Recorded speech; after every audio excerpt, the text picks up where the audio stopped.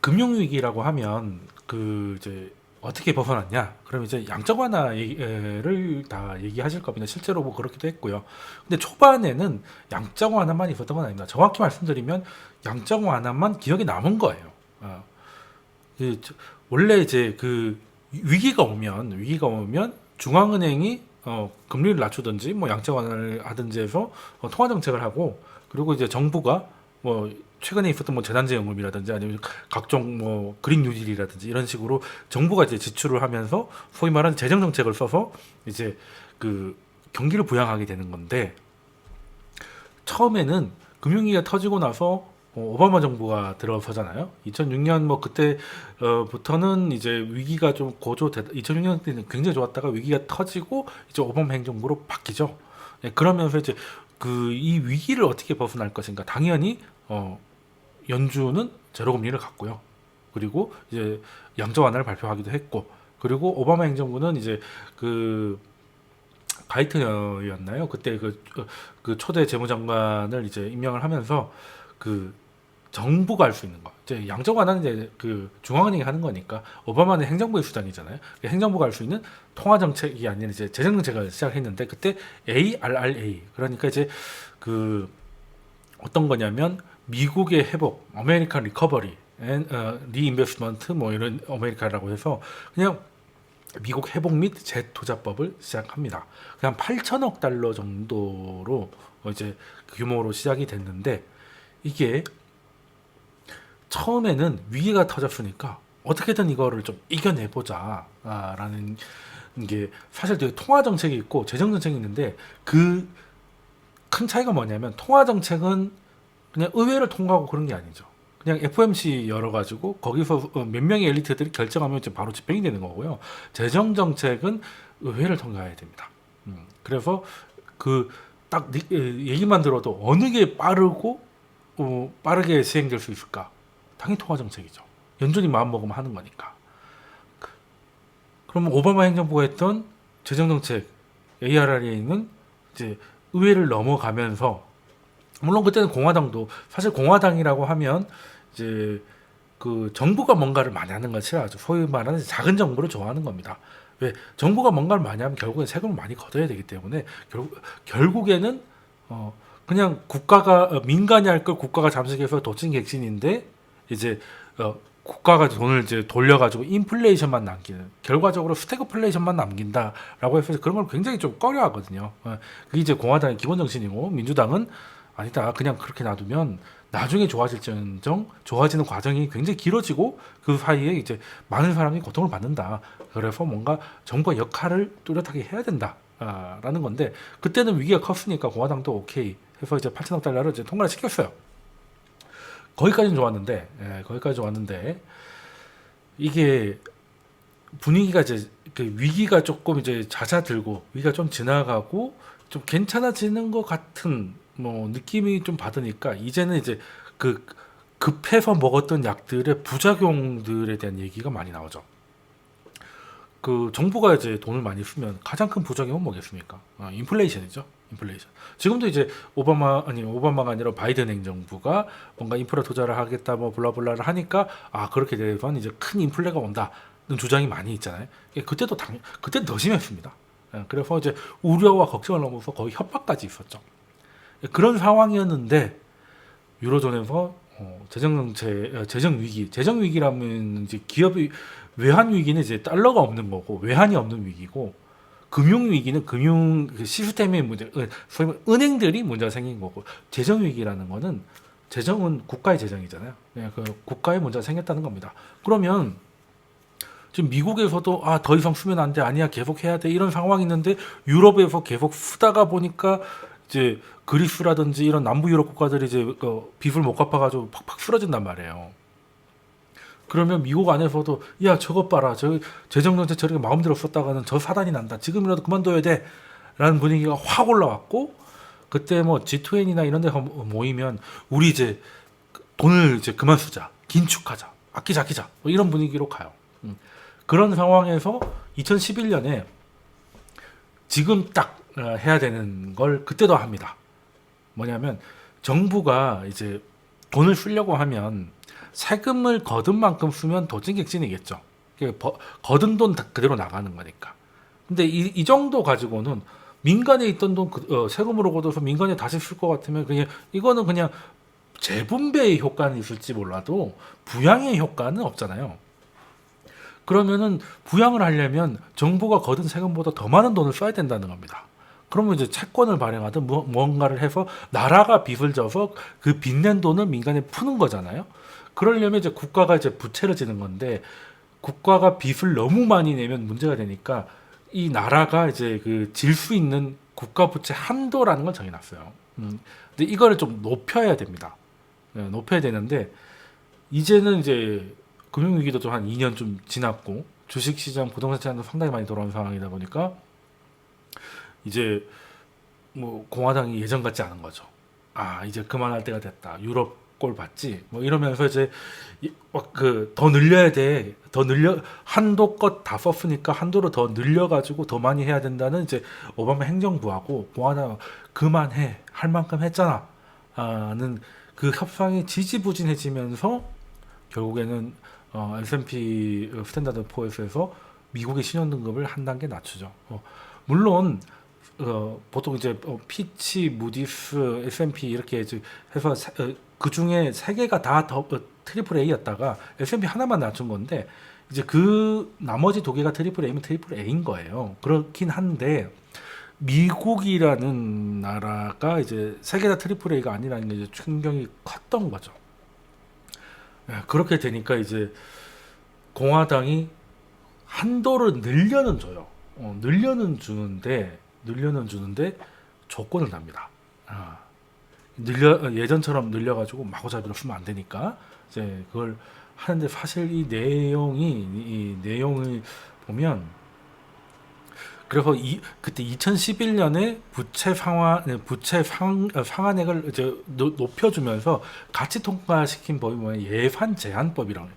딱 이름보다 예산을 제한하겠다는 거예요. 그러면 지금 예전에는 부채 한도를 늘려가지고 그 한도만큼 정부가 돈을 써서 민간이 돈을 푸는 거였는데 이거는 그대로 하는데 예산 제한법은 어떻게 하냐면 일단은 먼저 썼으니까 10년 동안 2021년까지죠. 올해까지죠. 10년 동안은 계속 그 정부 지출을 줄여가지고 결국에는 이제 돈 뿌렸던 것만큼 다 갚는 겁니다. 그러니까 쉽게 말해서 이거는 그냥 돈을 땡겨온 거예요. 그러니까 어차피 뭐 예를 들어 1,000억 달러씩 쓰기로 했다.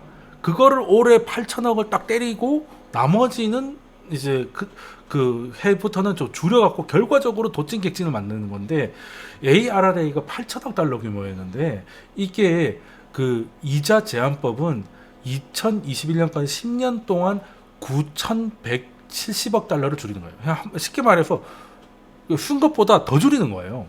그냥 할부로 나눠 갚는 거지. 그러니까 그냥 할부 쓴 거예요. 그리고 그 플러스 알파로 1.5도 달러를 더 줄이기 위해서 뭐 이런 초당적인 위원회를 만들어서 이거 국가 부채를 관리해야 된다는 걸 하다 보니까 근데 오바마는 왜 이런 어떻게 보면은 그 조선모사인데 이걸 왜 서명을 했냐? 그렇지 않으면 이게 서명이 안 되고 협상이 난항으로 가니까 신용등급도 떨어지고 난리가 난 상황이고 그리고 그 부채 상환 그 합의가 되지 않은 상태로 기한을 넘겨버리면 이제 국가가 일단은 새로운 한도가 모르기 때문에 유예된 것도 아니고 상향된 것도 아니기 때문에 더 이상 국채 발행을 해서 소위 말해 빚을 낼 수 없는 상황이 되는 거예요. 그리고 세금을 거둔 것만 쓰는데 그 세금도 일단 빚 갚는 데 먼저 씁니다. 왜? 빚을 안 갚으면 부도가 나니까. 그럼 사실상 정부가 할 수 있는 건 아무것도 없는 상황이 될 거니 이거라도 하자라고 해서 예산 제한법을 통과시키다 보니까 사실상 아까 말씀드렸던 것처럼 재정 지출이 아니라 재정 지출 할부 뭐 이런 식으로 되다 보니까 재정 지출 멈춰가 된 거죠. 그러면 경기 부양은 계속 해야 됩니다. 아직은 멀었어요. 그러면 재정 지출이 멈추면 중앙은행밖에 안 남았지 않습니까? 그래서 중앙은행이 3차 양적 완화를 다시 시작합니다. 근데 3차 양적 완화는 1, 2차하고 달라요. 1차, 2차는 몇천억 달러, 뭐 7천억 달러, 8천억 달러 규모가 정해져 있었는데 3차 양적 완화는 뭐 실업률이 6.5 밑으로 떨어질 때까지 뭐 이런 식으로 조건부로 그냥 기한과 그 한도로 정하지 않았습니다. 왜 상황이 좋아질 때까지 계속 풀겠다는 거고 왜 그렇게까지 하느냐면 정부 지출이 막혀버렸기 때문에 그 부족한 부분을 통화 정책이 막아줘야 되기 때문에 그래서 이제 독박 육아를 하게 된 거죠. 하게 된 거다 보니까 지금 결국에는 재정 정책은 사실상 의미가 없어졌고 통화 정책만 나가지고 우리의 뇌리에는 양적 완화만 남아 있는 겁니다. 자 그러면 이제 그 지난 10년 동안 이제 그 금리가 계속 이제 내려오고 이제 디플레이션 압력이 강력해진 것도 사실은 이렇게 정부가 그러니까 통화 정책은 그러니까 금리를 낮추는 거는 대출 금리를 낮춰줄 테니까 대출에 돈을 쓰세요 하는 유도하는 거죠. 근데 정부가 하는 거는 직접 사업을 해서 수주를 주고 이제 돈을 직접 뿌리는 거예요. 인플레이션 유발 효과는 재정 정책이 확실히 크죠. 근데 얘가 멈췄고 얘 유도하는 얘만 계속 뭔가를 계속 유도하다 보니까 돈 있는 사람들이 이제 투자를 대출 받아가지고 이제 그걸 이제 실물 경제로 하지 않고 뭐 재테크를 하다 보니까 이제 그 자산 양극화도 심각해지고 뭐 여러 가지 문제가 되면서 디플레이션 압력이 점점 커지고 디플레이션 압력이 커지는데 디플레이션에 강한 애들 기술주들은 뭐 이제 그 예전에 이런 그 파괴적 혁신이라는 게 뭐 사실 디플레이션에 최적화된 거거든요. 이제 그 뭐라고 해야 되나 비용을 줄여줘가지고 편의성을 높여서 뭔가를 뭐 하는 것들이잖아요. 뭐 플랫폼이라든가 이런 것들이 그게 다 디플레이션이고 지금 나스닥이 그냥 뭐 지금까지도 세계 최고의 지수가 된 것도 이런 재정 정책이 멈춰버렸던 것도 큰 영향을 받은 거다. 나스닥이 혁신을 하는데 뭐 사실 예전에 혁신 안 하다가 요즘 들어서 혁신하냐 꼭 그런 건 아니거든요. 근데 나스닥이 좋을 수밖에 금리가 낮아지고 그리고 디플레이션 압력이 높아지는 것은 재정 정책이 사실상 2011년부터 멈춰버렸기 때문입니다. 사실상 금융위기 이후로 재정 정책은 뭐 채 1년 정도 가지 않았어요. 뭐채 1년 정도밖에. 그리고 이제 초반에 했던 8천억 달러가 그걸로 더 이상은 효과가 없었습니다. 그러다 보니까 2010년에는 굉장히 그 글로벌 경기가 좋았다가 2011년부터 확 꼬꾸라지기 시작하거든요. 이제 이 효과 2012년부터는 유로존 같은 경우는 아예 그냥 마이너스 성장으로 넘어갔어요. 이제 그게 재정 지출이라는 거대한 큰 하나의 엔진이 꺼져서 그런 거구나. 이래야 되는데 그러면 그 10년 동안 삭감한 거 10년 동안 지났네요. 2021년이니까 이제 내년부터는 또 새로운 게 그래서 지금 중간에 또 트럼프 때도 늘리고 했습니다만 이때 일단 또 오늘까지요. 7월 31일까지. 그러니까 만약에 또 합의가 안 되면 뭐 이렇게 시계스타라고 해가지고 이제 자동으로 이렇게 되는 그 플랜대로 가는데 그것도 2011년에 예산 제한법 처음에 포함된 얘기입니다. 그러면 지금 그 바이든 행정부나 연준이 지금 하고 있는 게 재정 지출, 인프라 투자 이렇게 하고 연준은 낮은 금리를 유지하면서 그걸 도와줘가지고 다시 인플레이션까지는 아니라도 디플레이션 압력을 좀 벗어나려는 노력을 하고 있는 거잖아요. 그러려면 과거와 같은 이런 게 똑같이 반복되면 쉽지 않을 수 있는데 이번에는 어떻게 공화당을 잘 구슬 수 있을까? 쉽진 않을 것 같습니다. 공화당도 근데 공화당 사람들 지금 이렇게 보면 공화당 사람들이 뭐 악당 같고 뭐 그럴 수도 있는데요. 그렇지는 않습니다. 공화당 사람들이 그런 생각을 하는 거는 70년대 80년대 그 고물가의 그 스태그플레이션의 기억이 있기 때문이에요. 그런 식으로 했다가 결과적으로는 다 이제 물가 다 올라가지고 그 좋았던 시기 그냥 다 날려먹는다.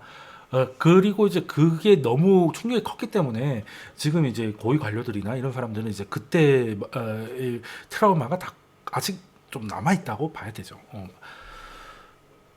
그래서 지금 그리고 아무리 뭐 MMT니 뭐 이제 좀 이런 얘기도 나오긴 하지만 아무리 미국이라도 그 정부 부채를 뭐 그런 식으로 뭐 코로나도 아닌 뭐 이렇게 특별한 이유도 없이 그런 식으로 하다 보면 이제 화폐 가치에 대한 뭐 문제라든가 이런 것들이 생길 수 있기 때문에 모든 거는 약간 적당함의 미학이 좀 필요한 거거든요. 그러니까 좀 지르려는 사람, 좀 막으려는 사람은 이제 꼭 필요한데 지르려는 사람이 좀 힘이 있던 시절 그리고 막는 사람이 힘이 있는 시절이 있었는데 지금까지는 80년대 이후로는 막는 사람이 힘이 좋았어요. 그러다가 이제 슬슬 정부 지출을 좀 해보자. 이제 뭔가 새로운 걸 해보자. 라는 분위기이긴 합니다. 자, 근데 일단은 아무래도 이제 상원을 통과해야 되는데 상원에서 좀 깔끔하게 통과하려지 필리버스터 벌어지고 뭐 이런 게 아니라 60표가 넘어가면 필리버스터를 우회할 수 있거든요. 안 하고 할 수가 없어요. 이제 그렇게 되려면 지금 뭐 51대 49잖아요. 부통령까지 포함해가지고 그러면 부통령 빼더라 한 10표 정도의 공화당의 초당적 의원들 공화당이지만 지금 이 취지에 찬성하는 의원들의 그 찬성표가 필요한데 뭐 사실 쉽진 않습니다. 쉽진 않고 그 공화당 주류는 당연히 반대를 하고 있죠. 당연히 반대를 하고 있고 그 공화당 내 2인자인 존 튠이라는 이제 의원이 있는데 예반제한 규칙 없이는 열석은 꿈도 꾸지 마라라고 이제 아예 선언까지 한 상태라 만만치 않습니다. 원래 바이든은 지금 인프라 투자 지금 이제 막 그 거의 이제 사실상 합의에 이르렀다고 하는데 처음엔 2.3조였다가 지금 1.2조까지 자꾸 줄이고 법인세 인상도 지금 사실상 뒤로 미루면서 여기까지 왔는데 이제 이 인프라 투자를 계속 이렇게 양보를 했던 이유가 이 인프라 투자하고 그 부채 상환을 이제 같이 통과시키려고 했던 거예요. 근데 공화당은 안 된다. 따로 하자. 예전에도 따로 했었거든요. 따로 했었기 때문에 그러니까 ARL을 통과시켜주고 예반자법 따로 갔기 때문에 바이든이 그때 아까 처음에 사진을 보셨잖아요. 오바마 뒤에 서 있었던 그때 부통령이었으니까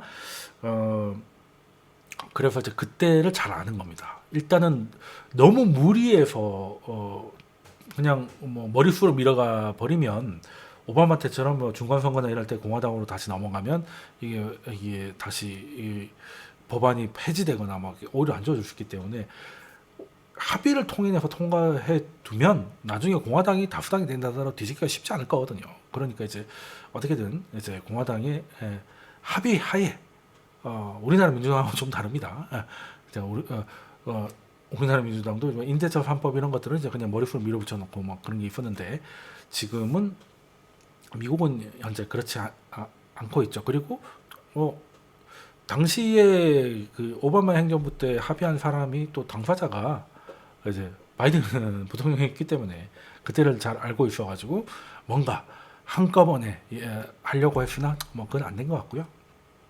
그래서 이거 어떻게 될 것 같냐라고 이제 질문했더니 이제 백악관 대변인 같은 경우는 뭐 트럼프 때 상향이 됐기 때문에 이번에도 잘 될 거다라는 그냥 약간 이거는 그냥 약간의 희망에 가까운 건데 근데 이제 트럼프 행정부 때는 일단 그때는 이제 야당이 민주당이었죠. 지금은 반대니까. 그래서 이제 그때는 이제 민주당은 재정 지출을 늘리는 쪽이었잖아요. 그래서 이제 국방 말고 군사비 늘리는 거 말고 다른 쪽에 늘리는 조건이라면 이제 상향하는. 그리고 그때 당시에는 공화당이 이제 여당이었고 트럼프가 대통령이었기 때문에 그 정부가 뭔가를 좀 해서 인기표를 재선을 해야 되기 때문에 이 악오가 많아서 좀 쉽게 좀 넘어갔거든요.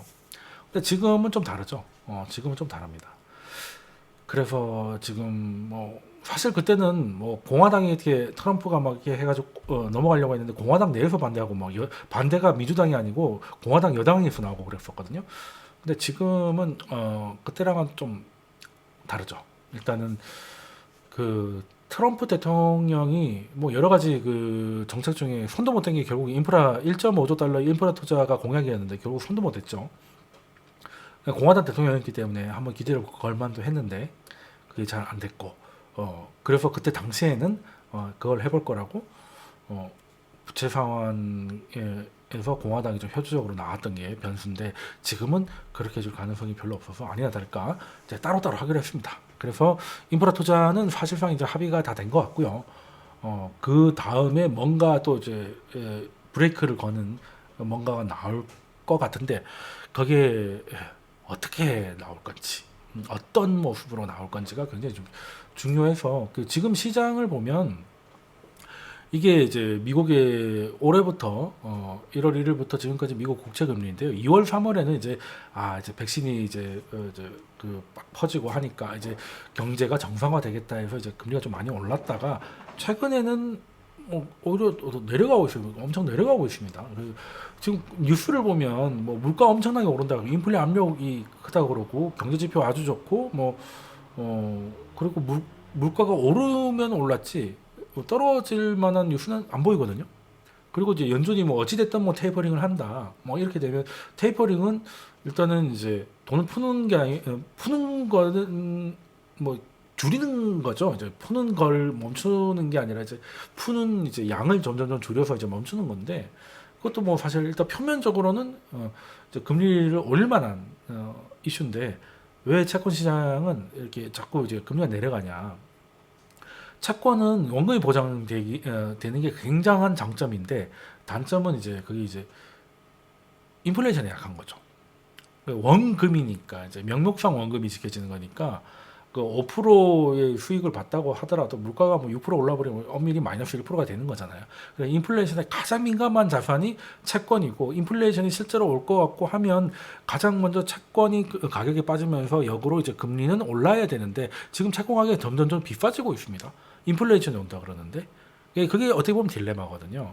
왜 이런 일이 벌어졌을까? 지금 당장에 뭐 물가가 오르고 뭐 하는 것들은 뭐 일시적인 문제고 지금 중요한 거는 10년 전에 있었던 이제 바이든이 하려고 하는 여러 가지 지금 그 재정 정책이 있는데 어느 정도 통과될 겁니다. 당연히 이제 아무리 공화당이라고 해도 미국의 인프라가 워낙에 또 낙후돼 있고요. 그리고 이제 코로나가 남긴 상흔이 크기 때문에 어떻게든 통과될 건데 2011년처럼 이렇게 앞에서 주고 뒤에서 다 빼는 이런 식이라면 쉽지 않다. 그러면 인플레이션이 오는 게 아니라 원래대로 다시 디플레이션. 올 가능성이 굉장히 농후하고 또 이런 상황에 인프라 투자나 이런 것들이 디테일이 굉장히 안 좋게 나온 상황에서 연준이 뭐 테이퍼링을 하고 금리를 올리면 경기가 나빠지잖아요. 경기가 나빠질 것 같으면 채권이 짱이죠. 안전자산이니까. 그럼 채권으로 몰리는 게 되는 겁니다. 그러면 이제 채권 금리가 또 빠지는 거죠. 그래서 지금은 사실 합의 날짜가 오늘이기 때문에 오늘 사이에 뭐가 좀 나오지 않으면 또 시계수터 들어가고 뭐 여러 가지가 있겠지만 어떻게든 여러 가지 쇼를 해서 통과는 되겠지만 그때처럼 10년 전처럼 어떻게 되는지에 대해서는 디테일을 좀 보셔야 된다. 어떻게 될지는 뭐 저도 모르죠. 공화당이 뭐 어떻게 나올지는 그래서 좀 앞으로 좀 지켜봐야 된다. 어떻게 된다기보다는 지켜봐야 된다는 이야기로 오늘 강의는 좀 마무리하도록 하겠습니다. 네, 감사합니다.